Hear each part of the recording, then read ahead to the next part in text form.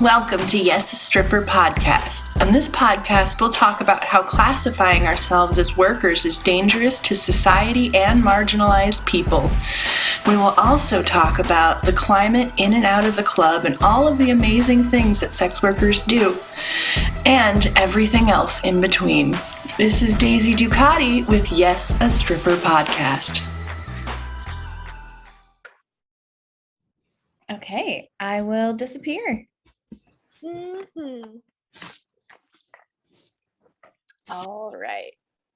So, hello. Let's see. It looks like I'm not sure how to. Okay, there we go. All right. So, hello, Pandora, and welcome to YAS Stripper Podcast. I'm really excited to have you as a guest today. And you're one of my best friends, best roommate I ever had. And I have learned so much about the industry from you. So I'm really excited to have you today. I'm excited. Yay! I'm in my bed. Do you recognize it? It's kind of blurry. Nice. Nice. So why don't you tell everybody a little bit about your experience in the industry? I know you're a pretty serious veteran. Tell us. Okay. I was born, so let's see. Where to start? I started dancing at the LL in the mid-late 90s, right as we were unionized, right at the tip of the end of the unionizing process. So I came in during that era. I also worked at other clubs in San Francisco, in the city. I worked all around the Broadway, all on the Strip. But I stayed at the LL. And I was there when we got the news that they were thinking of closing. And we panicked and decided to form a co-op and buy it. And that whole process was bananas. And then we did that for about 10 years. And then I was there at the end where you were there too. And that was super bananas. Oh yeah. That was a wild time. I feel like I came in at the beginning of the end of the LL. You came in when everything was exploding and I was like, it's not always like this. Yeah. Yeah, this is what's happening, which I can talk about briefly about how that happened if that's something you want to cover. I don't know. Oh yeah, we're definitely going to get into that. So first I want to talk about the Lusty Lady in general and like some tea today. Yeah, it's time. It's time. But first I want to talk a little bit about the Lusty Lady in general and like what it means to work for a stripper union and a stripper co-op. I think that was like some revolutionary stuff that was going on there. Cat's trying to chew on my microphone. Please don't do that. Thank you. Let's see. So they're two separate things. And so I'll talk about the union first, I think, because timeline wise, that's how that goes. So we started the union, the process started in 96 and we were unionized in 97. Excuse me, got a frog in my throat. So I can't stop giggling because it's you and I'm just anyway. So the union process was quite a process. There is a documentary that people should very much check out if they have not already, called Why Do Girls Unite? There's also a book that came out, I think 2 years ago now, maybe, called Neon Girls, which is one person's. It documents it very well, but it is from their point of view and from their perspective, so it's a first-person account. And so basically what had happened was the dancers at the Lusty Lady were already employees, classified as employees, which already had been ruled by Governor Gray Davis that all exotic dancers were employees, but the other clubs just sort of ignored that. And a lot of people didn't even know that. But so we were already employees, so that gave us the rights to unionize. And the management at the time was doing some shady stuff, some yucky racist things that were really awful, about having like only one dancer of color could be on stage at a time. And there were things that were happening with like sick days. If you got sick and you had to get your shift covered, it had to be by someone thinner than you, lighter skinned than you, and with larger breasts than you, no matter what your anything, whatever your appearance was. So I would not be able to have gotten my shift covered as easily with light hair as I would with dark hair, because I could cut my shift covered by a busty blonde girl, but I couldn't get my shift covered by a girl who was less bustier than me, or had shorter hair than me, or darker hair. Or me. Or you, not at all. You could not have covered, I could have covered your shifts, but you could not have covered my shifts. Mm-hmm. It was bananas. It was like, who made what? Okay. Kitty. That black blob is my cat. Do you mind? Sorry. She's a star. She is. She's a little internet star. She is. Don't chew on her. Thank you. Sorry. So, and the firing practices didn't make sense, and people would be coming in sick and coughing and sneezing inside the little glass box altogether because they couldn't get their shifts covered, and it didn't make any sense. And also, as soon as you got to top wage, because you got hired and then you'd move up and get your regular raises like you would with any normal job. Just chewing on it. I'm so sorry. Anyway, you would get to top wage, and then suddenly they'd be looking for reasons to fire you, because that was how they managed the turnover, because they wanted to keep having new people, but also to keep their costs low by always having new people. Then everyone was at starting wage. So really goofy stuff. I had my shoe come unbuckled on stage, and I bent down to buckle it, and they fired me for that. That's why I actually initially got fired. What? Yeah. Because that wasn't appropriate stage behavior. Are you just supposed to let your shoe fall off? Yeah, they were like, I guess when they came and did, because there was that little spy window. Yeah. That managers could spy through. Not spy, but look, spy, whatever. Yeah. Anyway, so when they came to look, it happened that I was like sitting on that little edge of the stage and fixing my shoe. And so they were like, you were sitting down on stage, which was an absolute no-no. I was like, my shoe's undone. I'm in a like 7 heel, like I can't just walk. I guess I could have kicked it, like limped over off the stage and then fixed it. I didn't think that would be appropriate either. I was just, anyway, it was silly. But I had just hit top wage, and so I don't know if you remember those stickers in the dressing room that said "Ready, Aim, Fired." Yeah, that's what that was about. That the minute you hit top wage, you felt just so anxious because you knew they were just looking for any little mistake, and everyone was always getting fired. So it was stuff like that. It was just this environment that was just really stressful. And so we're like, this is some bullshit. So we formed a union, which, we went to SCIU, which is the Service Employees International Union.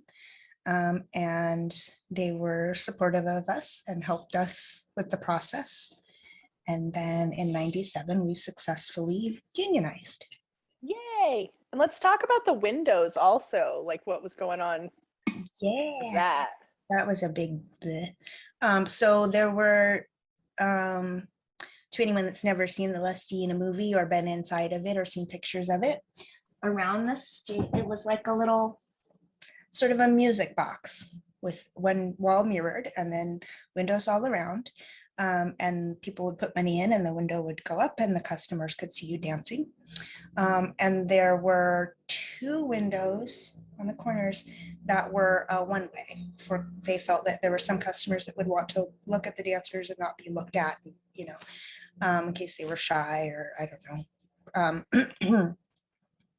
And then what had happened with that was the digital age and the internet happened.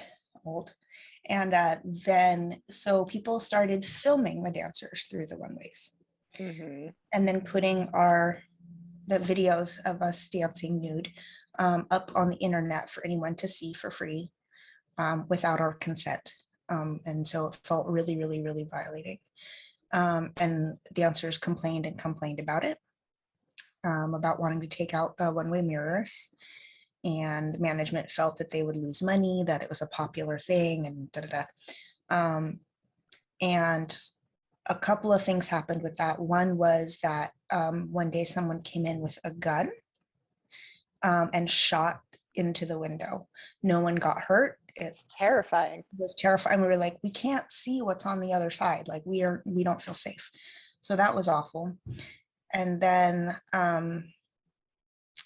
a brilliant and wonderful dancer who was one of my mentors was on stage, and there was a little red light that she could see, and she knew that it was a camera, and she had just had it. So she kicked the window in.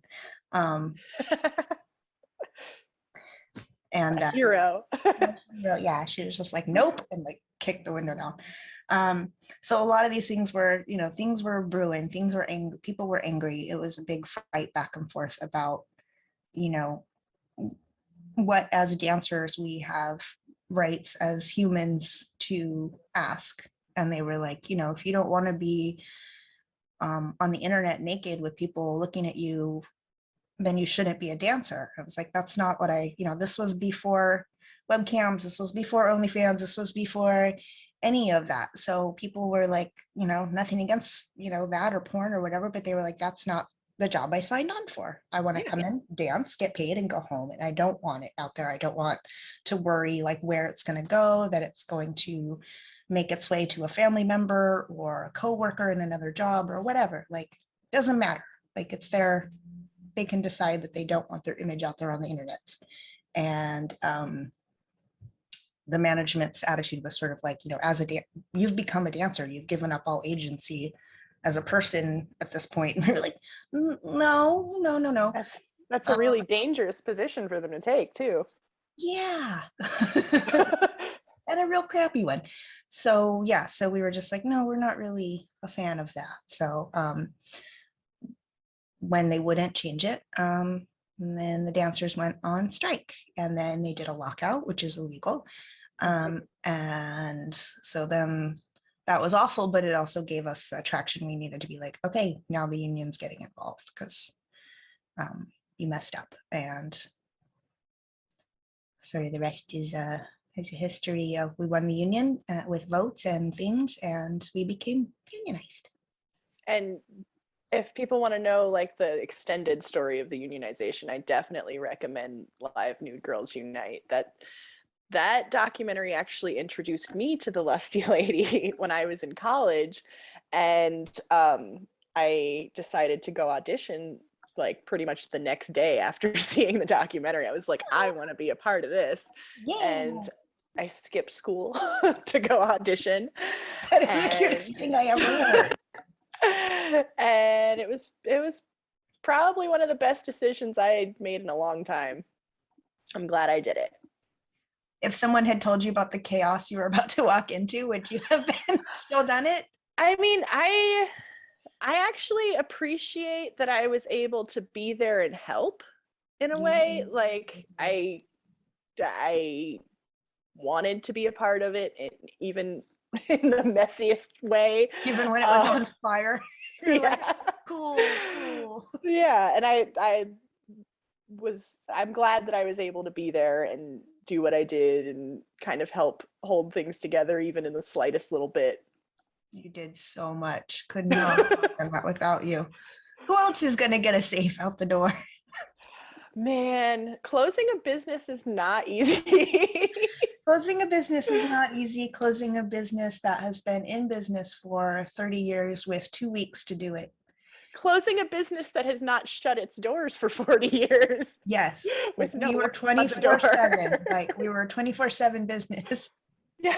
When we closed, we were like, wait, the doors don't lock. How do we close? No one knows how to lock the doors. 24/7. It was like, I'll be right back. I'm going to the hardware store to get a big I think we got like, a bike bike chain. chain and a lock. We're like, well, put that on the door for now. That'll do. Like, Oh, and it was that stripper hustle, like tape it together, make it work, like figure it out. just figure it out. You can do this. You are a hustler. You are a, like, Yeah. there's that I don't know, like that punk rock hustler survival thing that Mhm. strippers have, where it's like whatever happens is like, all right. It's like, were you there for the Pride float the year that it went under the overpass? I don't think we did a Pride float when I was And there. I you was were only already there on for like 8 months. Oh goodness. God, it took longer. It was a long 8 months. So we used to do a float every year in the San Francisco Pride. And one year, the structure, because you go down to the float barn and they sort of give you the one that you get, and then you decorate and build it. And so we had some really Yeah. cool ones. We had one that had this like big like crow nest, like pirate ship thing, and then it had a pole on top and girls could climb up and dance. Yeah. Well, it was really fun, although it's really scary to be on the pole, and then because the float doesn't just, it like stops and starts, so you'd be on the floor, and like stop, and you'd be like, whoa, but you just had to like be ready, because you're up really high. It was a little scary. So one year it had sort of this backdrop, I guess. It used to be maybe one of like the Bank of America, one of the big floats, which was really cool. But they had changed the parade route a little bit, and it went under one of the like overpass things over around like 4th and Bryant. So the float got, come up early in the morning, went from the float barn, and it got to the overpass, and it was just like, got there and it was all. Was anyone on it? Oh, no, all the dancers were on it. It was during the parade. Oh, so no. It was ripping back. And we're like, oh, they were like, oh no, oh no. So Cinnamon, bless their amazing genius heart, was like, who's got rope? Of course, someone had like, I've got rope because it's us. So someone had rope in the bag. Someone at the Lusty has rope. Like lassoed the thing, held on to it while it went under, and then pulled it back up, and then like took off a shoe and used it to like secure the float the rest of the way. And like, hey, it's fine, let's just keep going. I was like, that's, to me, that's like stripper-ness. It's just like, okay, what are we gonna do? Like, make it work. Like, I love that. And that's one of the things that I really appreciated about the Lusty Lady is like, not only were we such a family, as dysfunctional as it may have been sometimes, but we also just like came together to make shit happen. And that was, I guess that was also part of being a co-op, because we were all co-owners. And so it was all our responsibility. There was no one we could be like, go fix this. Yep. Yeah. We definitely had to just be like, all right, everybody just grab an oar and start rowing. We're going to try this as though we're heading for a waterfall. Okay, cool. Like it was so, but I mean, we did it for 10 years and it was, it was successful until it wasn't. And then it wasn't our fault.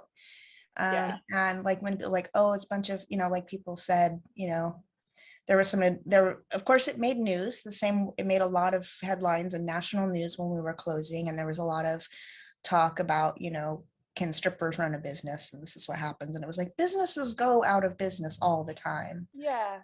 And I got quoted in, I think it was like NBC or ABC or something, for saying like Barnes and Nobles went out of business. Like, what was were strippers running it? Like, right. Businesses go out of business all the time. Like, a business model changes, the industry changes. There's no rent control on commercial properties in San Francisco. So there's nothing, things happen. How long does the average business in North Beach last? Right, except for the strip clubs, like everything opens and closes and opens and closes. And the reason the strip clubs stay put in North Beach is because the landlord is also the business owner, which is why we were the only club in North Beach whom he owned our property, but not our business. So there was no incentive to him for us to stay. Before we get into the end, let's talk about the co-op. And the fun, and the end is the real juicy part. And the fun stuff. Yeah. And the cute stuff. But We did a lot of fun. We had a lot of fun, cute times. Let's talk about how a group of strippers came to own the club. Like, that's a pretty magical thing to make happen. Yeah, especially a group that big, which I think it's like the more people you have, moving a thing forward, like with votes and with meetings and with things like that, it is, it's some serious cat herding, and everyone's, and I will say this, a lot of people got sort of down like on the situation being like, oh, people are flaky. It's like, we're dancing full time. A lot of people had another job, school, a family, and now you want them to come in with no financial incentive. There's no extra pay for all this extra work, and like do the work of running a business. And people were like, I can't, I can put in a couple hours a week. I can do this. And so there was this kind of like, oh, he's flaky. Like, it was like, we're not getting like a salary to do pay, we paid people like a minimum wage to come in and, take care of payroll or pay the bills or, manage making the schedule or whatever. But it wasn't like you get like like CEO wages for doing CEO work, or marketing wages for doing, I was doing all our like PR and marketing. I wasn't getting like a, Bay Area PR salary. Like the median salary for that is like $160 a year. And I was like, not even, no. Still not making that, but like that was unheard of. So it's just like you're asking a lot of people, and they were physically and emotionally exhausted and burnt out. Even before the club, it was like, but it turned over a lot. So it was like, okay, for 6 months, I'll be the person who's essentially volunteering to be the person to make sure this happens. And we all sort of took turns. And it was very cooperative because that's how we had to do it. But so the forming of the co-op happened when we learned that the owners, after all we had done to unionize and everything, that the owners who also had the club in Seattle, that they had decided to close. And we had worked so hard to get this thing to unionize and have this happy, safe little pink bubble to work in that we made. And so we were like, why don't we just try? Like, we can try, Yeah, it's worth a shot. Give it a shot. Yeah, it's that sort of thing. You're like, well, just try, walk up to them and ask. Yeah. You might get lucky. They might say no, but then you just ask someone else. Just keep trying. Just put on your big girl shoes and march up that hill. That's right. Walk up to that, hopefully a whale sitting at the bar, and give it a shot. So I keep like looking up. That's my thinking face. So I'm like, it's all good. I'm not used to being on camera. I'm not a camera girl. So we kind of got together and we're like, well, what would be needed for that, and how do we do this, and how do we want to do this? So there were a couple of co-ops in the Bay Area already in existence. One of them was Rainbow Grocery that had been around for a while. We actually had some crossover there. Some people were, which was great because we always got the like discount hookup at Rainbow Grocery. I love that place. Oh, that bakery. So good. So we would, they let us borrow, kind of some of their formation documents or their documents on how they, their governmenting documents, their like bylaws and articles of incorporation and things like that. So we got all into that, had a crash course in that, and went to the owners and basically made a pretty good, deal with them for basically like a down payment, and then we paid off the rest over time. And so we put in we ponied up and put in the down payment for the business, and we're like, okay, we're doing this. Okay, here we go. And it was bananas as well. Kind of in a way, there was a period of time where things were extra super chaotic. There was a sort of, well, there's no boss, which is great, but there's also no one taking responsibility for making sure things get done. And I mean, or the people, I'll rephrase that, the people making sure that things got done were doing a lot of extra work. And the burnout was real because people often confuse responsibility with authority. And so whenever someone was like, I'm making sure this happens, they would get treated differently and feel sort of ostracized by their peers. Like, oh, we used to all be like strippers together. And now you're treating me like I'm the manager, but I'm not the manager. I'm just the person making sure that we don't run out of toilet paper. Can you please not be mean to me like for that? And I experienced a lot of that. I mean, in a co-op, accountability and power structures can be very complicated, and you have to kind of clearly define all of that to make it make sense, because it's not a traditional power structure. There's not just like a boss that's the boss and gets paid more and makes all the decisions. It's everybody's involved and everybody has some sort of job to do.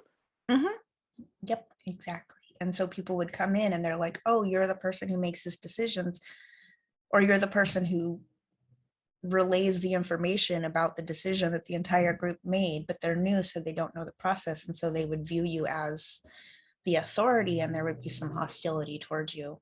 And it's like, calm down. I'm not the boss of you. I'm literally just the person who I was like, it's not a position of power. It's a repetition. What it means is like the times when my phone would go off at like random times in the night and people would be like, you know, the AC unit is leaking. And I'd be like, I'm on my way. Like I had to get up and come in. It was like, yeah, I'm mad with power. Like it was so, it was just like, this isn't like, I don't get some special magic cake for doing this. It just means I have to like, whatever's going wrong, if it doesn't go right, I'm gonna be the person who people go, who broke that? And you're like, she fucked it up. I'm like, oh, sorry. And then once you jump in to save one situation, people come to you with all the problems. Yeah. Because you become the go-to person. Yeah. The goat too. Scapegoat too. Yeah, I would say my advice to anybody doing co-op things is make it super clear what you, for your own sanity, what you will and won't do, and make sure everyone understands that you are that I know I keep saying, but the responsibility versus the authority, but that they've entrusted you with, you know, you're the person to pick. And then when they pick, you know, like that's kind of a burden, and that they should thank you instead of getting mad at you for all the extra work you do. So whoever does, you know, if there's any co-op things going on, make sure that you understand that people are going to get salty at you, because no one's ever gonna like everything you do, and you have to be able to take some salt. Yeah. Yep. But one of the most satisfying things about sharing the power among everyone is if a customer gets salty with you and asks to see your manager or your boss, you can look them dead in the face and say, I'm part owner of this company. I am the boss. Yeah, you can talk to me. Or you can talk to all of us. Yeah, and we'll all probably tell you to go screw yourself. Yeah, in some cases there might be fights. But. Yeah. But I think that having the co-op and the union together created this special environment where everyone eventually looked out for each other more than usual, and everyone felt a shared responsibility to make sure things go right. And I think that was a really cool environment to work in. Yeah, I think because we weren't just like a co-op of like a bakery or a shoe store or something. It was like, it felt really important. We knew that that we were like, you know, a historic situation, and that for sex, it was sort of like, you know, for sex workers everywhere, it's important that this, you know, go well. Which is a lot of pressure, but it also was like inspiring. You're like, we're doing something bigger than just, you know, paying the rent and getting our bills and going to work. Like we're doing kind of a big global thing. Definitely a national thing, but also global. And so, you know, we were like, one way or the other, this is going down in history and going to be a thing, and we want it. It's important, you know. It felt I don't know. I felt it deep in my heart, like every day. I still, it's just like, this is the hill I might die on. Okay. Like, fuck. I feel like it's, especially locally within the Bay Area, it also like creating this sort of, I don't know how to say it, but having this union and having this co-op and being the first of its kind sort of put eyes on us as sex workers in a different light. Mhm. And like the media wanted to talk to us, and it wasn't just a fluff piece about sex work, it was about labor rights. And like people sort of had a certain respect for us because we were doing something more than just the work. We were like creating something that can be used elsewhere. Yeah, I did hear that a lot of places when they were unionizing, they used our film as a sort of a training, sort of a how-to. They were like, this the stripper part is, in this case, is irrelevant. I mean, it was very relevant because of the two things happening together, because there was this sort of, it got the conversation going. It got a lot of people who had ideas about dancers and who they are and what they do, to talk to themselves or each other about like maybe they should reconsider that. So it felt really important that way. But yeah, it was used as sort of a like a blueprint for like, this is how this can go, this is how you go, and this is how you go when you really don't feel supported, and how hard you have to push, and that it will be worth it. And so it was pretty cool. And when we all kind of dispersed to other clubs in the area, I feel like the other clubs had to take us a little bit more seriously too, because we will sue them and we know our rights, and they also know that we're not going to be shy or quiet about other dancers' rights as well. Mhm. Some of us sued some other clubs before. Not naming names. So yeah, it was like they, it was like, yeah, the like you tried it kind of thing. They'd be like, well, you have to blah blah blah. And I was like, no, I don't. Actually. Do I know? Why? And and that's, I mean, other dancers would be like, oh, they said we have to blah blah blah. Just like, oh no, you don't have to do that. Mhm. And that's not a popular, it's a fine line to walk. You don't want to, Yeah. I would never recommend that people put themselves in any danger or put themselves in a position where, it's like, at the end of the day, you got to pay your bills. And if you don't want to be the squeaky wheel, that is their, someone's right to say like, I really just want to keep my head down, come in, make my money and go home. Like, especially, Yeah. And I especially say that for people, for, BIPOC, for people with disabilities, for people who are, might have more discrimination in that industry and other industries, where it's just like, I was like, this is definitely a time for, whenever there's like labor things or any kind of protesting, it's like, okay, like white girls, like get out front of this, like use your privilege, make a human shield, like protect your coworkers, like literally and figuratively, like keep them safe. Don't make them be the one to complain about racist practices in the workplace. Like, you do it. You're safer. If you get fired, you can get hired somewhere else. You can, it just, if you got to be willing to go out in front and not ask other people to be like human shield. Like, that's not cool. Yep. It's really important to be a good, strong ally in these situations. And we're facing so many different types of adversity here. Like, we all have to work together and use what we can to get what we need. Yeah. It's like, gotta get out front and like, whatever that privilege, whatever access you have to other resources, whatever, like, do help. Yeah. help. And if you can help, don't tell other people how they should help. Like, especially if they are in higher risk life situations than you, about how, it's just like, if they're facing the possibility of,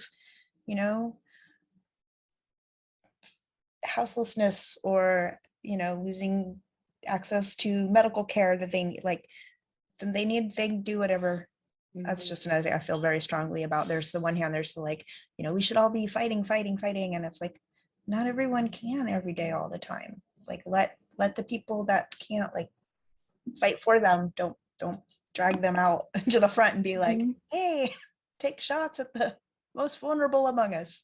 Yep. And I mean, going back to working in a co-op, like that was one of the most valuable things that I learned working there is don't make suggestions of things unless you're prepared to carry them out. Yeah. So don't say we should do this, say I will do this. I was like, how many times did you hear me say that in meetings and get stink face from people there? But like we can all have grand ideas, but we need to actually have the people power to carry them out and make them work. And some of us get spread thin.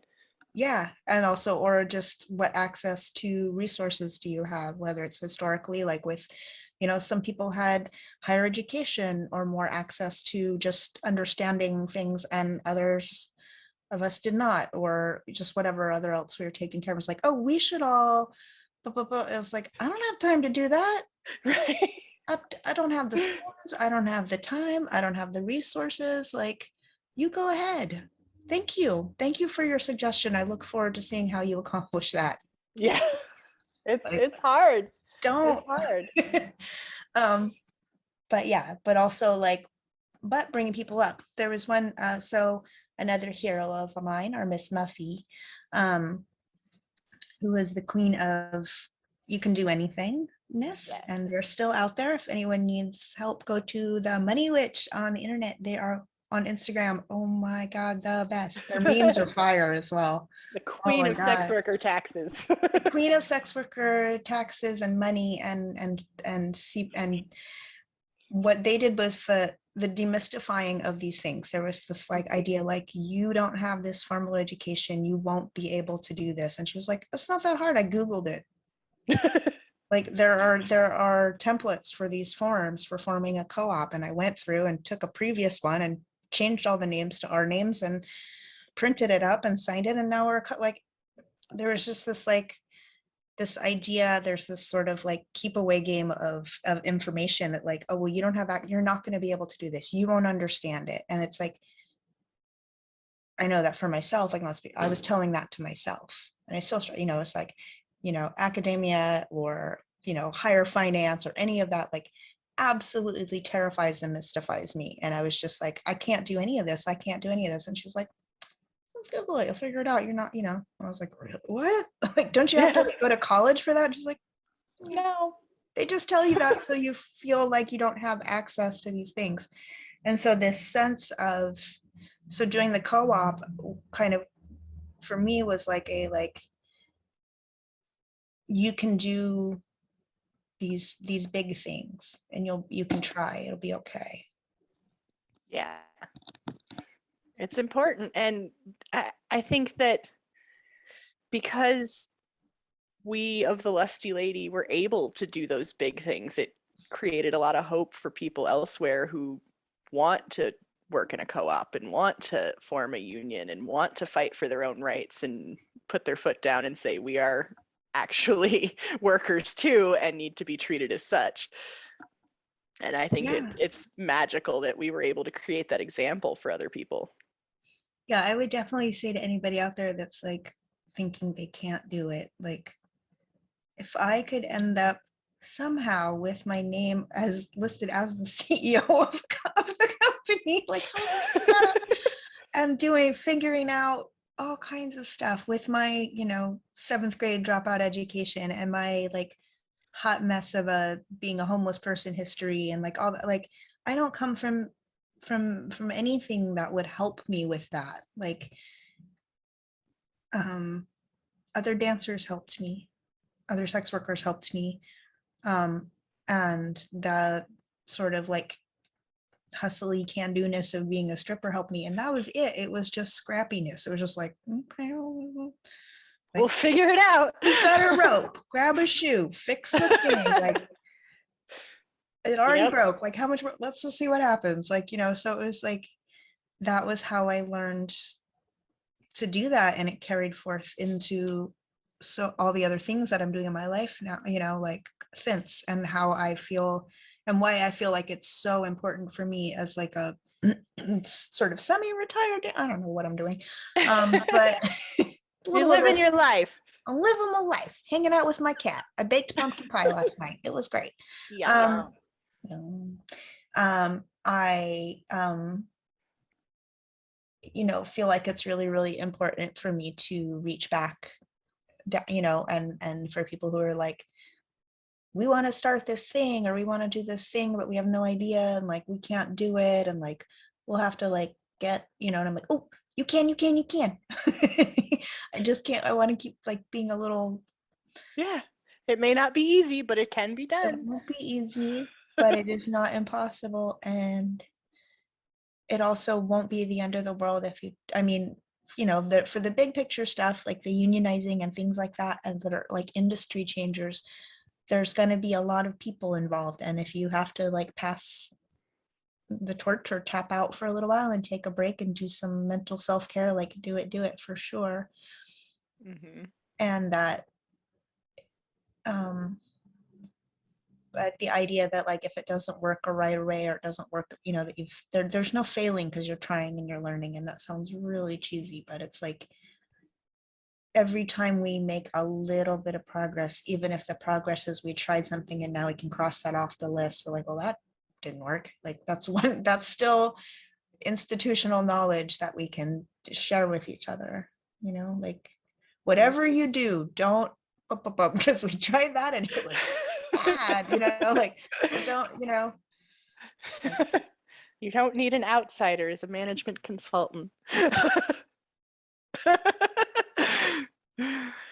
Let's have calm forever. Let's switch gears to tea time. Let's talk about the end and how that happened and how it can be avoided in the future, because I feel like there are a lot of lessons to be learned from our experience there. Yeah. Am I allowed to smoke on camera? By the way, wait, get it to focus. Someone sent it off my wish list. It says world's greatest daddy. Perfect. I love it. I'll tell you later who sent it, because I bet you can guess. I have an idea. Anyway, okay. Flip the hair. So, from my perspective, because I was still fairly new when all this went down, like I got hired maybe 6 months before. Oh my God, so sorry. Oh God, I'm so sorry. So, like, I wasn't fully aware of the whole situation at the time, but I figured out as we went along that, like, the business was struggling a little bit, times were changing, the internet was happening, and it was really hard to get people to pay for a peep show. And we weren't able to advertise as much as maybe it had in the past. And we were looking for some help to just kind of stimulate business and make more money. That was my perspective of the situation. Am I correct with that? You are correct. Okay. A little more pieces than that, but yeah, generally. So that had been something we had been trying to do kind of since we bought the theater, or became the co-op. And slow progress had been made. We had done like fundraiser and then used that to get new carpet and new paint. Like basically the previous owners, because it didn't affect their bottom line at all, really, had let it become totally run down. And so people would walk in and go, "Ugh, this place is like falling apart." And there's a thing called, which, perceived value is real. And people, spend more money in a fancy restaurant than they do in a, divey burrito spot, even if the burrito is fucking amazing. Like they're just like, well, it's cheap, they wouldn't, it's not prettily plated and, with chandeliers and stuff, which is what, the other clubs have, these beautiful interiors and these beautiful, and these huge advertising budgets, because they're giant. It's deja vu. It's like the Walmart of strip clubs. So like they have budget coming out their eyes for all that stuff. And punk rock peep show doesn't exactly scream big money. No, so it was hard to, so it's it's hard to say without being like, it's not a class thing. It was just as a product. Like the reality is of, people spend more on a pair of shoes they got at Neiman's than they do at Payless. And it doesn't mean that the one or the other is better, but that is how marketing and industry work. Mm-hmm. Like luxury goods don't go on sale, AQ. So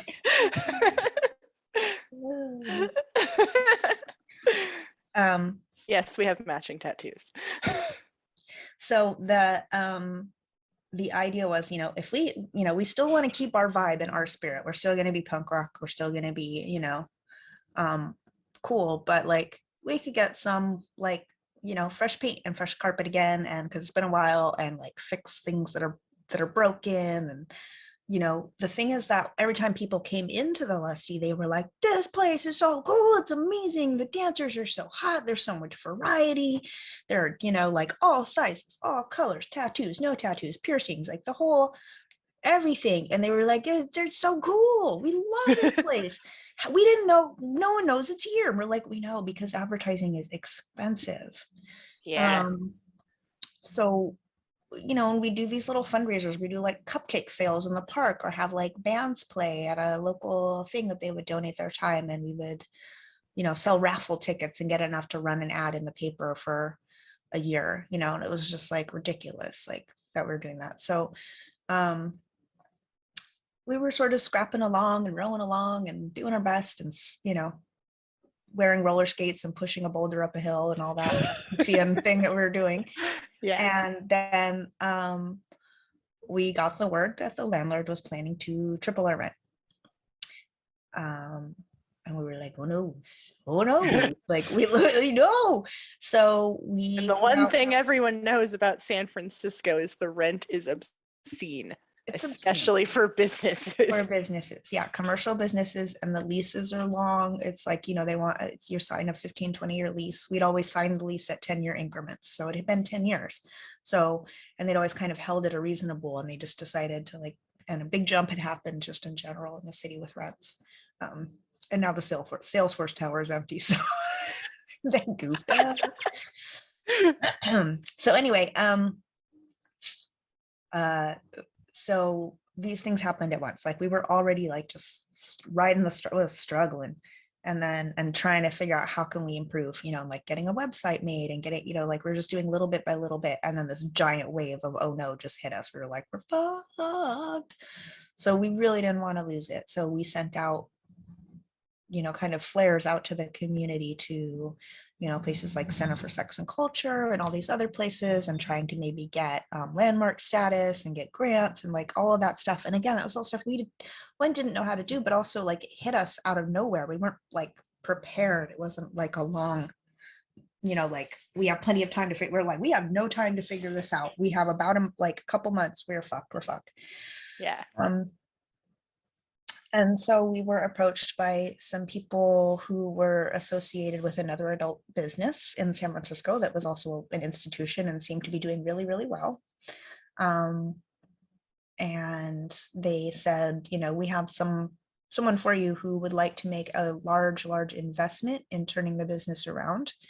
And in exchange for that, they will operate as like a consulting management. So they'll give you a bunch of money, they'll fix it all up, get you kind of back on track, get the rent caught up, get the, or we weren't behind on any bills, but like they will, they'll be able to keep it going, and get everything all looking nice and smelling nice, and as it should, back to how it should be, and get the ads going and get the customers coming in and just turn this thing around and do all the things. Kind of like what Gordon Ramsay does for restaurants. Yes, exactly. Except for the frustrating thing was that it wasn't that we didn't know how to do it, is that all we needed was for someone to literally just hand us some money. We were like, no, we know how. Everyone's like, we'll tell you how to do it. We're like, we know how. We don't, it costs money. We don't have, and people are like, how can you not have money? You're a strip club. And it's like, because the rent is insane, and because we pay our dancers, we pay them a living wage. We even had options for like 401ks and health, like we take care of our employees. The other clubs make so much money because they don't pay anybody. And also, if you don't initially have the funding for advertising and proper marketing, then it just creates this vicious cycle of, well, we It don't was have a enough reverse. customers now. Yeah, and then so the customers were disappearing, and that's we couldn't hire as many dancers. And so when customers came in, there were less dancers. And so the customers that came in were like, that was like, they were hot and everything, but I'm used to seeing like 80 of them, and I only saw like 6. What the hell? It's just like, sorry. They're like, is that the same chick that was just working the door? And you're like, yeah, I just ran around. Like, we were doing everything. We were working the door. I was smashing photocopiers, all kinds of things.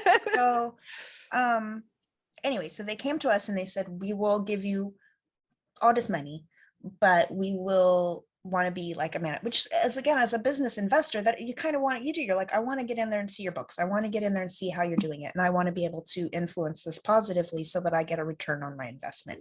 So that sounded reasonable. However, they came in and we voted and we signed all the stuff. And then once it got started, I was extremely burnt out. I was dealing with some other stuff and I had to go. So I left town for a little bit to take care of personal and family matters that needed to be taken care of.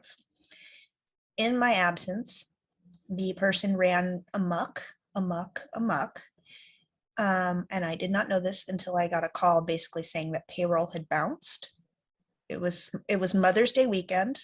I was up north and I got a frantic call from, I believe it was either Roxanne or Baby Doll. They said payroll bounced. And I said, what?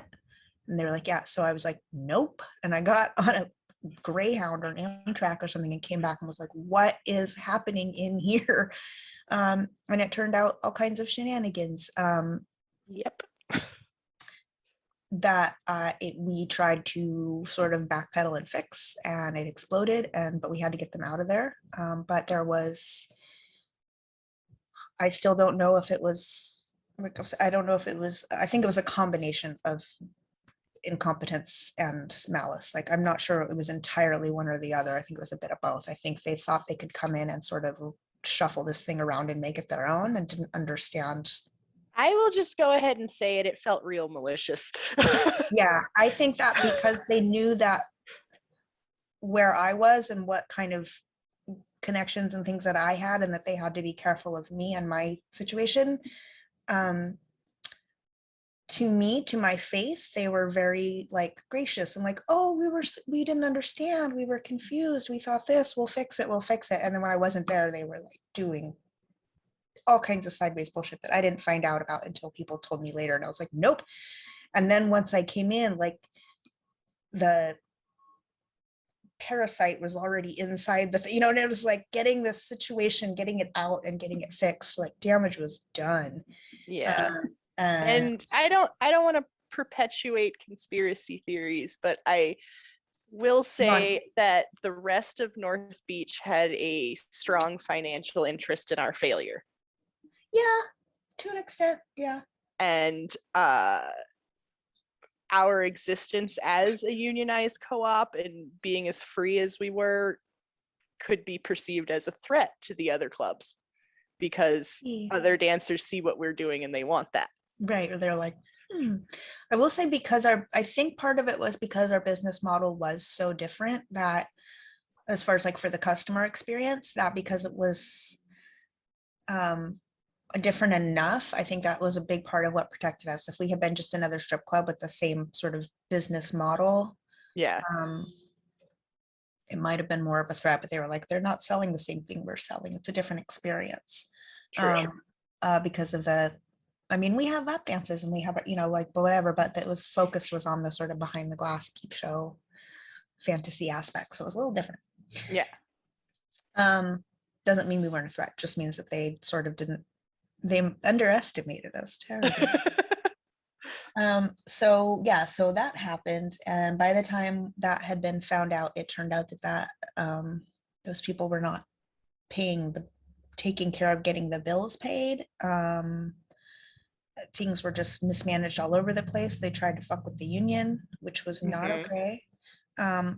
And I came sliding back in right before our contract negotiations happened and got us a closed shop, which we never had before. And also I worked in sick days, which was kind of cool. Which meant that when we got laid off, when we laid ourselves off at the end, if I'm not skipping ahead too far. So I'll back up. So we found this all out. We also found out that in their negotiations with the landlord, they had, without our knowing, gone to the landlord representing themselves as our agent of allowing to do this, which we did not agree to, and signed things basically that we would be closing in, what was it, like 60 days or something?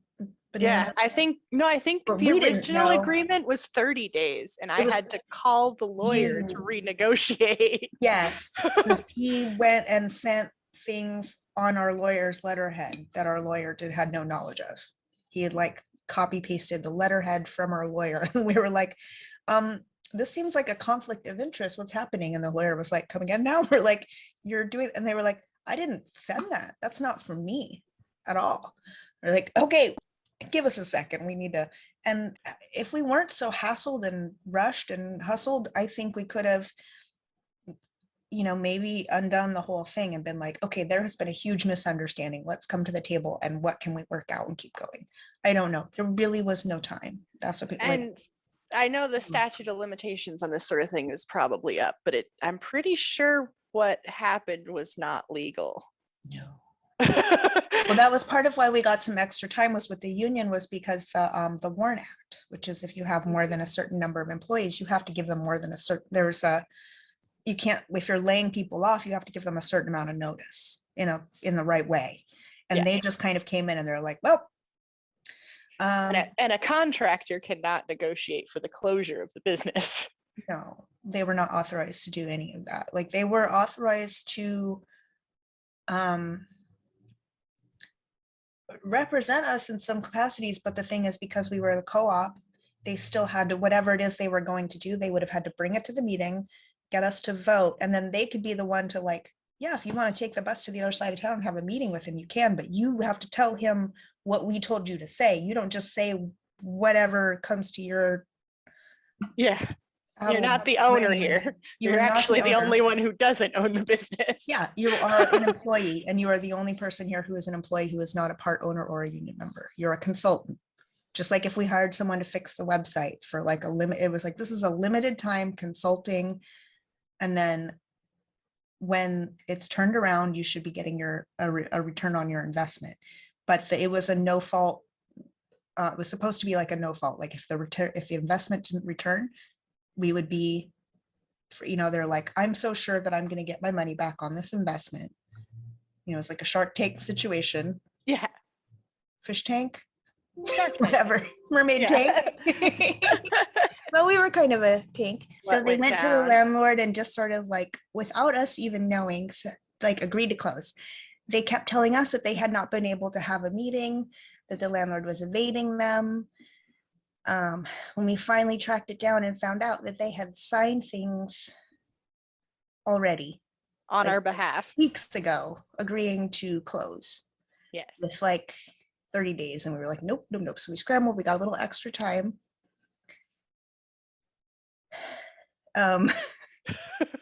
See, I was actually also out of town visiting family when I got an email that said, hey, the Lusty Lady's gonna close in 30 days. And I was like, wait, what? Excuse me, I thought we were making things better, not giving up. Yeah. But and so that was when I called the lawyer and was like, what are you doing? What's going on here? Yeah, did I miss something? Yeah, that's when we found out that he had not necessarily agreed to this either. And so we were able to negotiate with the landlord for, I think, like 60 extra days or something. Mm-hmm. And that would at least give us time to like figure something out and like clean out the building. Yeah, because part of the agreement was that it would be cleaned out, like clean, which is like, this is a 3-story 40-year-old business. 40-year-old business with like hidden rooms and tunnels and like, oh, okay. There was so much of that building that I had not seen before. the basement that went through to the other club. I was like, so this is, Me and my you don't mind a lot of, I was like, if you don't mind a lot of spiders, this is a cool tunnel that you can check out. Oh man. So we had the way it plays out in my mind is after we found out we had to close, it was like a goofy movie montage of a bunch of us having meltdowns and trying to clean things and trying to figure out where to put things. Yep. And I can tell you that building is definitely haunted. For the very first time, I was alone in the building because it never closed, so there was always other people there. But for the very first time, I was alone in the building, and that building is definitely haunted. Oh yeah, very, very, very, very, very haunted. Yeah, and we all got to learn how much goes into closing a 40-year-old business. Like we were saying before, we didn't even know how to lock the doors because we'd never done it before. And there was just so much stuff to move, and there was a whole day ordeal of dealing with the safe. We were trying to figure out where to put the safe and how to move it, because I don't know if anyone here has ever moved a safe, but it's like the one we had weighs about as much as a car engine. Yeah, how much was it? Do you remember how much it weighed? Roughly 5. Yeah, it was like 500 or 600 pounds or something like that. Yep. And we were also on a massive San Francisco hill. And they're like, you got to move that outside. Like, yeah. And okay. I was going to put it in my storage unit, and then I realized my storage unit has stairs involved. It was a whole thing. And you sold it, right? On Craigslist or something, right? I think we did end up selling it or even giving it to someone. I don't remember. Oh, I think we gave it to some of it was people that were involved with it was one of the art spaces out in the East Bay where they build a lot of the larger structures for things like Burning Man and other stuff. They do big metal sculpting, and they have trucks. That was the other thing, is a lot of our community or community connections. This happened over Labor Day weekend of all times. Yeah. Most people that we knew that had large spaces, that had large vehicles or vehicles of any kind and resources for this kind of stuff, were all at that thing in the desert that goes on fire. And so we were like, oh, my friend has a truck. No, they're not here. Oh, my friend has all these tools. Oh shit, they're not here. And also a lot of those people that community was a lot of our biggest supporters. And when they came back and we were gone, they were like, what happened? We're like, yeah. Watch the news. We're on the news. We're on the news a lot. We were on the news so much. Man, during so that whole much. process. It was just like news vans outside all day, every day, just like, what's going on? It became a nuisance because we were all already overwhelmed trying to deal with closing the business and also still working our normal We're shift. still dancing. We were still dancing. We were short, so we were all dancing double, triple shifts, and then we'd punch out and go downstairs and file, sort through 30 years worth of back tax forms and bank statements and things that had never been organized before. And so we're just like, yeah, this is happening. Yeah. And then constantly being interrupted by reporters, and some of them did not have our best interest at heart. And it was a very stressful time. Very stressful. But it was an adventure. It was an adventure. But we did get to see people come together in a certain way that did have kind of a magical feeling to it. I remember during that time was the first time I watched Best Little Whorehouse in Texas. Oh, yes. And it was the worst movie to watch while I was having this emotional situation going on with our business. And I just had this full on ugly cry meltdown. You're like, our little chicken coop is closing, and I'm home away, and I just but that the movie also showed that sense of family that comes with it, and how those of us that did come together came together in such a strong way to we're gonna figure this out, we're gonna make this happen, we're gonna survive this. Yeah, we'll do, and we all did just they're like just looking at each other and being like, have you eaten today? I'll be right back. I'm getting like, I'm good. I'm busy. You're like, no, listen here. Yeah. And then the Put other down the person, sledgehammer. and then that person would be having a meltdown, and the other person was like, go home, take a nap, take a shower, and come. And you're like, I can't leave. There's too much shoes. It's like, just, we'll be fine. We got you. Just go home, take it. I remember people ordering me, go home, take a nap, and come back. And I was like, I can't. And they're like, because you've been here for like a week, go home. And I was like, I can't go home. I remember coming in one day and there was like somebody with a hot plate making pancakes in the dressing room for everybody. And like, it was a really, like, it was a hard time, but it was a very sweet time at the same time. Strippers making pancakes is a beautiful thing. Yeah. It's like, this hot chicken, like, yeah, nothing but heels, just like, and a little apron, just like, who wants pancakes? And you're like, it was so see, this cute. is what I don't want to give up. This is what I, it's like, yeah, this is us. Like, this is a total, like, making pancakes in the stripper dressing room. Just like, yeah, cool. Yeah. And then there was the parade. Yay. Oh, it was one of the most magical experiences ever. It was, you tell us. Me? Okay. Yeah, you tell us how beautiful it was. So when we found out that we were gonna be effed, we made a decision to pick a date to close on our own rather than have them, because we could have been like, nope, we're just gonna keep going until they, call the city and, basically evict us, which would take a while, just like, we'll just, but instead we just decided, like, okay, we're going to pick a date. We're going to take care of all of our bills. We're going to make sure everything is nice and neat. We didn't file for Chapter 11, which is bankruptcy things. We didn't do any, which it's like we could have, I don't know. And because of the sick day thing, we all got to, when we laid ourselves off, to have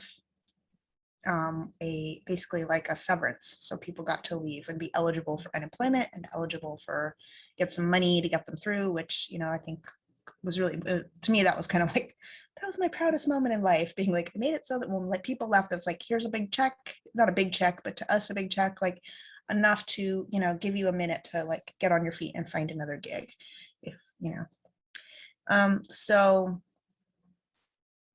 we put out the word, and media, which was already swarming around, came a running, and we decided to do a big closing night party, and we decided to do it as like a sort of a New Orleans style second line funeral kind of thing. And we figured like, oh, some people, it'll be us, and like maybe some people will show up. Kind of the whole city, and then some turned out. Like, we filled, it was huge, the streets of North Beach. Like, it was like Mardi Gras. It was packed everywhere you look. There was just strippers everywhere, and people, and everybody, and like, the Sisters of Perpetual Indulgence came out, and the bands came out, and they were like, I forgot what it was. It was someone from some like horror convention, and they brought these like doped up hearses to like drive along, and like, and then we got like that that pink coffin that we carried, jump out of. That was fun. And people playing the seat and the band. We had like a big New Orleans style band, and they were playing St. James Infirmary Blues and a bunch of other songs, and everyone brought their umbrellas. And I remember you were wearing like a cool, like a veil situation that was like, and I had those 10-inch boots walking up and down North Beach. 10-inch boots, and then the like hat with the veil and the thing, and like nothing else. Hardly really. Basically, I had like a bikini or something. Yeah, like a bikini, and then like, yeah, you're definitely serving some real like American Horror Story, like witch season look. I was living for it. And then, yeah, and it was just total pandemonium, and like people were just, and on that hill, like people just like sat, and it just turned into like a giant, like people were drinking and partying and whatever. And then the club itself was nonstop, packed all night. You couldn't lines even out the door.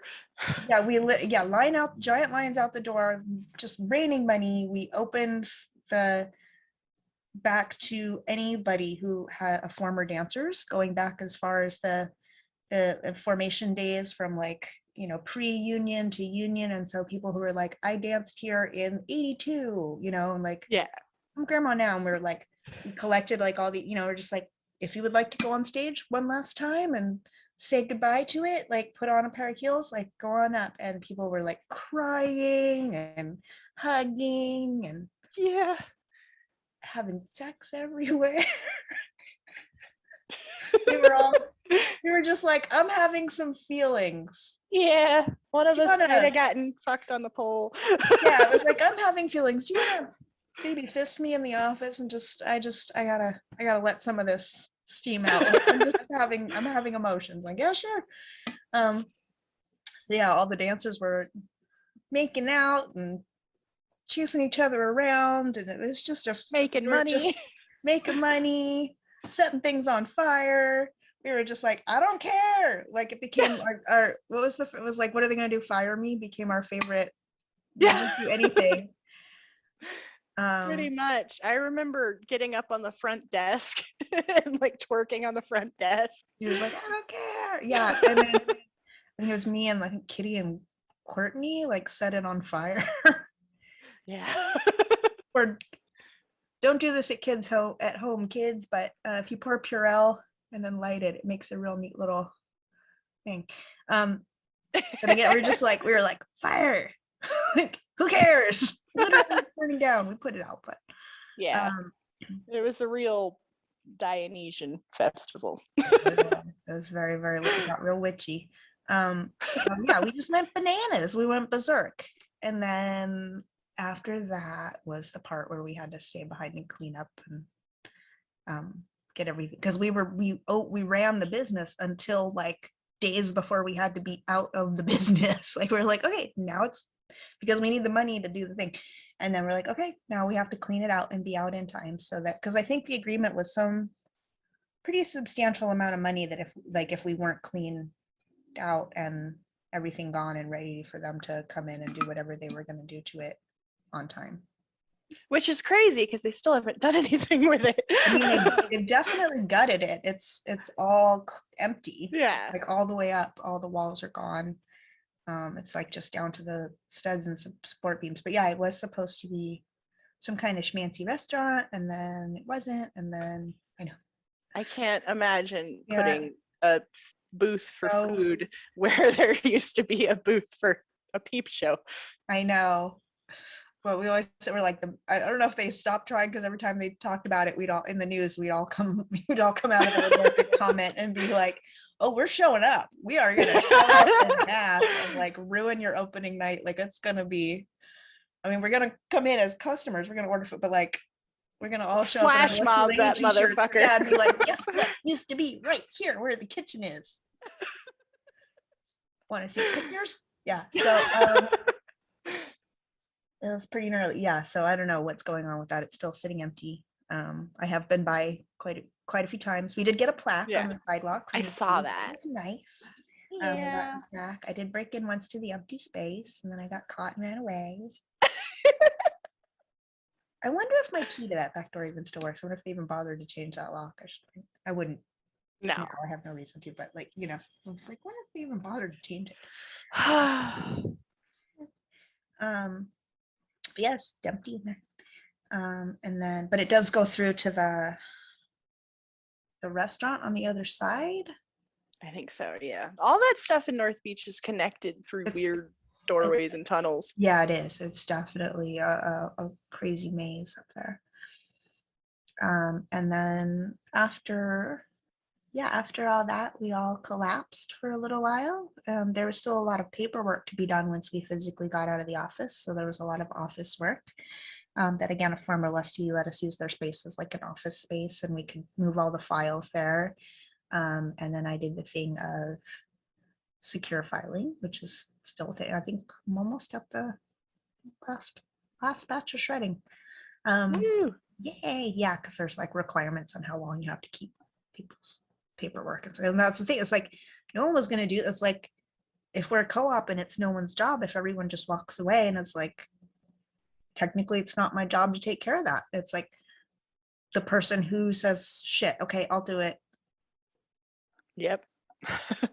like people are like, oh, so you're controlling everything. And I was like, I'm literally Just volunteering to pick up the shit. begging a friend with a truck to come down here and help me load all this paperwork, and then I'm paying for it to go into a secure place, like legally, technically secure, just like, and then paying for like commercial shredding.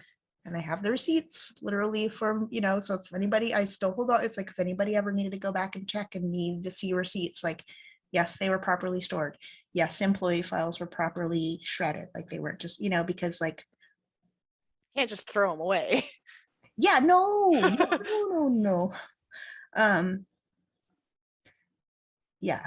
So, and like, I don't know with other strip clubs, like if they adhere to any of that, like if someone was like, hey, I worked there 10 years ago, can I see the receipt for how you stored and disposed of my personnel file that has my social security number and everything in it? Like, they'd be like, we don't save that shit. Like, I don't know that they even do it. I don't know. That's actually one of the issues that comes up when dancers do sue for back wages, is they often, there's no record. Yeah, they don't keep proper records, and it becomes an even bigger issue in court. Dancers, keep your records. Keep your hiring paperwork, your receipts from the end of the night, those old dance slips, if they give you something to sign every night, keep them. Anything, everything that can be a paper trail, emails of when you were scheduled, anything. If you're on the website as like being there for certain days at a certain time, like that's when you worked, like that's when you were scheduled to work, like, oh, in case you ever need it. Yeah. Yep. Because if you do have to sue for any reason, then you're already 10 steps ahead of them if you have all your paperwork in order. And even just not suing, like if there's a mistake with your taxes, it's something like I had my, it wasn't their fault. Like there was something that went weird with my taxes one year, and I had to go back through everything and be able to show the right numbers. And if I hadn't kept records, I wouldn't have been able to do that. Like getting a 1099 is a pain in the butt. So, or not a 10, what's the contractor thingy? Is that the 1099? It's 1099. Yeah. I'm like, I might know that. I know it's the things I filled out when I hired people. See, getting old. So yeah, like being able to have that stuff for yourself, because like they're not like sometimes they're not like, it's not like working at like, an office where they like keep really good records for you and you can just hit up the HR person and be like, can you give me my this and that record and my history of like when I got a raise so that I can, adjust my do. They're just like, we don't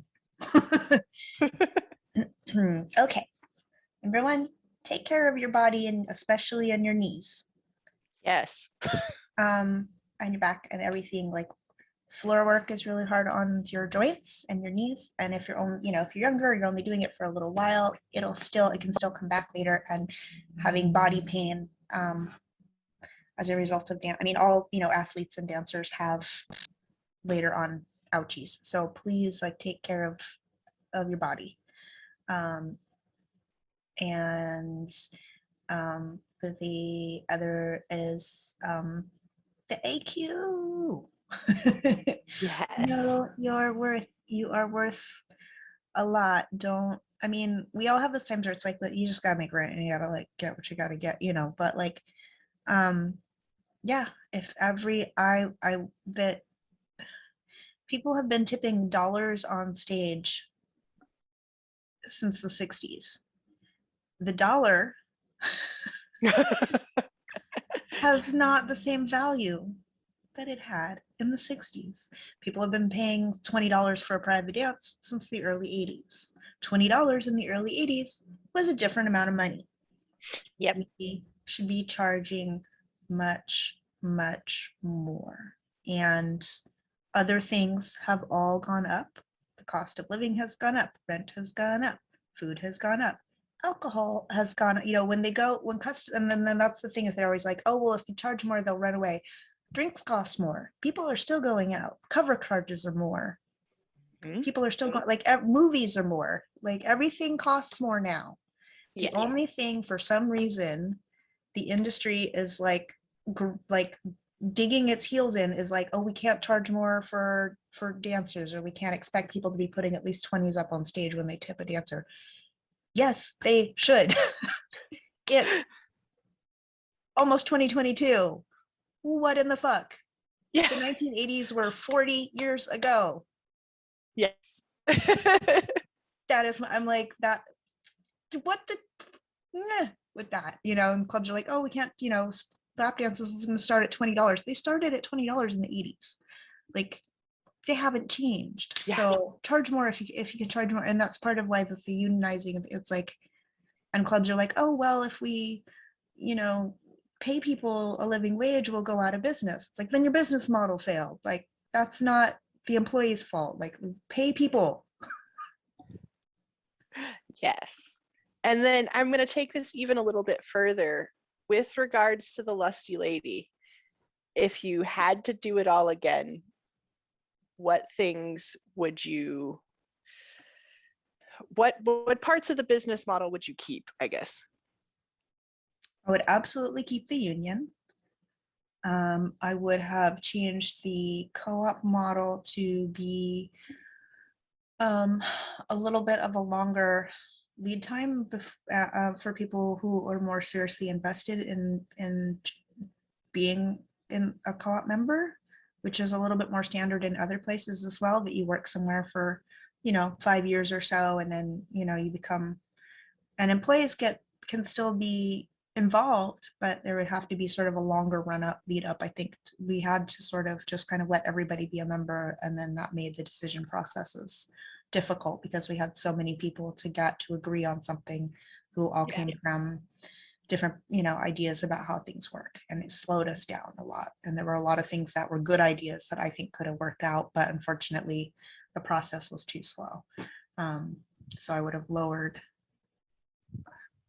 the way it was so that things could move faster when we had a decision to make, because it slowed us down and kind of hobbled us a little bit. And I wouldn't have hooked up with that one chick.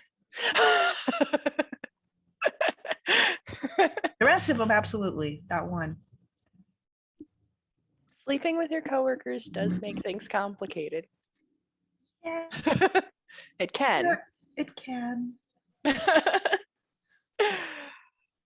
Oh man. I'm so glad I got to talk to you today. I miss you, and it's wonderful being able to go down memory lane and talk about the good, the bad, and the pretty. Is there anything else you want to share with us today? Anything we haven't covered? I can't think of, I'm drawing a blank. Yeah, I don't know, I miss you a lot. And I can't wait to see you hopefully soon. Yes. Yeah, I think that I would just say, if people are, I know that this last year, especially these last couple of years for people in the industry, have been a really crazy time, and to remember that what we're going through is, these unprecedented times. Like, everybody give yourself, going all Jerry Springer on you, but it's like, everybody, like, give yourself a break. Like, this is hard, this is scary, and this is hard, and like, what we're doing is like heroic. Just like being a stripper at all in the first place is, it's an existence that it's, it's more than a job, it's a life adventure that nobody else understands, like what we deal with and what we go through. And so like, and how we help people too, how we help people and how we help ourselves and each other. And burnout is real. If you can, if you feel burnt out, it's okay to say, like, I don't want to do, try to find something else, try to have balance, try to get help, like reach out to other workers and say, like, how do you handle your burnout? What's another income source that I can have to balance this out for days when I feel burnt out, so I'm not so scared that if I don't go to work today, even though I feel horrible, I won't be okay. Like, if you can have a backup, a contingency, save your money. I know that it's hard to do, especially when things are and it's like, you want to reward yourself. You worked hard and you want that sparkly thing that you've had your eyes on and stuff. And it doesn't mean that you shouldn't also, like, if you don't, if you go ahead and spend money, fine, like that's yours, but try to save some for when things like, a pandemic hits. So you're not like so scared. Take care of yourself like you would take care of someone you love. Mm-hmm. That's really good advice. Oh, thank you so much. And where can we find more of you? Where can people follow you around on the internet? I'm so bad at updating stuff. My Instagram is Little Shoes account, SHOOZ, Little Shoes. My Venmo is littleshoes@gmail. There you go. Venmo is at Little Shoes. Everything is Little Shoes. My wish list on Amazon is Little Shoes. Everything's Little Shoes because I wear little shoes. I'm size 5 and I have a shoe collecting problem. Oh, girl, it has grown since you left. I'm so sad that we can't fit each other's shoes because your shoe collection is so magical. Yours is magical. You can fit 2 of your feet in one of my shoes. I'm dying to show you this pair that I just got. Wait, where did they go? Oh, they're there. Hang on. I know where it's in, but I gotta show you. Yeah. Want to be fabulous just like these strippers? Pay attention. It's stripper tips. Focus. There we go. Oh my goodness. I can see it. Yes. Is it like embroidered? It's like a brocade, and then it has lucite like in the hoof. I love them. I love them. Do they make them in my size? Oh, look. Add them to your wish list. Yeah. Yes. Oh, thank you so much. Shoe of the day. I should do like shoe of the day. You should. You should. Little Little tiny feet. So yeah, people can buy me things off my wish list, which currently is nothing but cat treats and cat costumes, but I think they should definitely spoil your cat. Yeah. I think that has to happen. Well, thank you. Thank you so much for joining us today, and thank you for telling the story. It's important that people hear like what happened there and what could go differently in the future, Yeah. So too. Yeah. Thank you so much. You're welcome. This has been a production of Yes, a Stripper Podcast. Don't forget to follow us on Twitter at Yes, a Stripper Pod and on Instagram at Yes, a Stripper Podcast. You can also donate to us on PayPal at yesastripperpodcast@gmail.com. Thank you for your continued support.